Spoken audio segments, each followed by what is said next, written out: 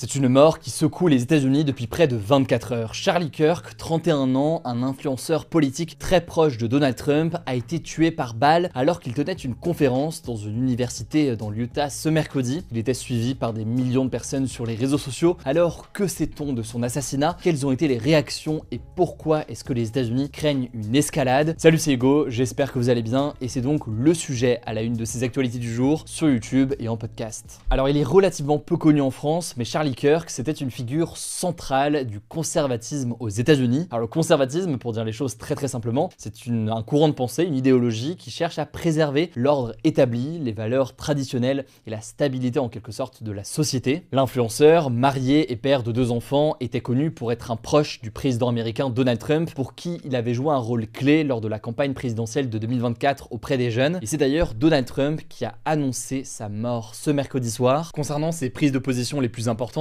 on ne pourra pas tout résumer ici, et puis c'est pas forcément l'objet de cet épisode précis des actus du jour, mais tout de même pour résumer en quelques points ses prises de position les plus importantes. D'abord, Charlie Kirk était un fervent opposant à l'avortement. Sur la question maintenant du changement climatique, il était complètement dans le déni de l'implication humaine dans le changement climatique, à rebours donc du consensus scientifique sur le sujet. C'était par ailleurs un défenseur important des armes à feu. Alors évidemment, une part très importante des Américains sont favorables au port d'armes aux États-Unis, on en parle régulièrement, ce n'est pas quelque chose de nouveau, mais c'est une position majeure de cette personnalité politique. Il est d'ailleurs allé jusqu'à déclarer que, je cite, les décès par arme à feu aux États-Unis font partie de la réalité américaine pour pouvoir préserver le 2e amendement. Et le 2e amendement, c'est donc celui qui protège le droit au port d'armes. C'était aussi un fervent opposant à toute mesure qui viserait à améliorer les droits des personnes LGBT. Et je rentre pas dans le détail aujourd'hui parce que c'est pas forcément le sujet de cette vidéo, mais si vous voulez plus d'informations sur qui il était, sur sa popularité aux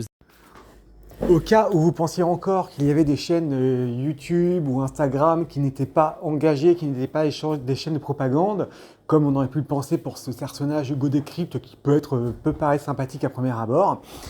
Dans sa description de Charlie Kirk, on voit bien de quel côté sa pensée se pose, puisqu'il le présente contre un fervent défenseur des armes à feu, contre anti-avortement, anti-LGBT, proche de Trump, donc bien évidemment de façon à ce que cela fasse miroiter et excite les gauchias françaises et tous ceux, effectivement, de présenter typiquement en ennemi. C'est exactement le problème de la gauche qui présente Charlie Kirk comme un nazi ou un facho, donc qui lui met tout simplement une cible sur la tête, tout simplement.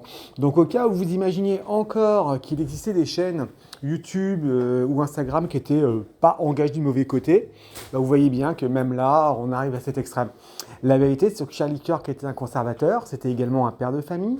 C'était une personne qui effectivement passait plutôt la plupart de son temps à faire des conférences dans les universités pour désendoctriner la jeunesse, ce qui n'est pas neutre, parce qu'on n'aurait pas à le faire s'il n'était pas endoctriné. Donc c'est à peine propagande de la gauchiasse en parallèle, qui était très bon rhéteur, très bon bretteur avec les mots et qui savait effectivement argumenter et qui était relativement doué sur ces sujets. La réalité, elle est là. C'était avant tout un humain, c'était avant tout un conservateur, c'était avant tout une personne qui veut les traditions, la valeur, donc qui soutient tout ce que la gauche déteste. Donc voilà la vraie histoire de ce qu'il faut dire, voilà ce qu'il faut retenir. Qu'importe que ce qu'on retienne, j'ai déjà fait des vidéos hommages sur ce sujet. Même moi, jamais je ne souhaiterais la mort de mes adversaires politiques. Et voilà comment on en face, vous voyez comment ça se passe. Comme d'autres vous diriez que quand il y a des amis gauche et droite, effectivement c'est souvent la gauche qui dit je ne peux pas traîner avec des droitards. Voilà, tout simplement l'esprit dans lequel ça va, toujours monomaniaque, toujours monocratie quand ça va dans le bon sens.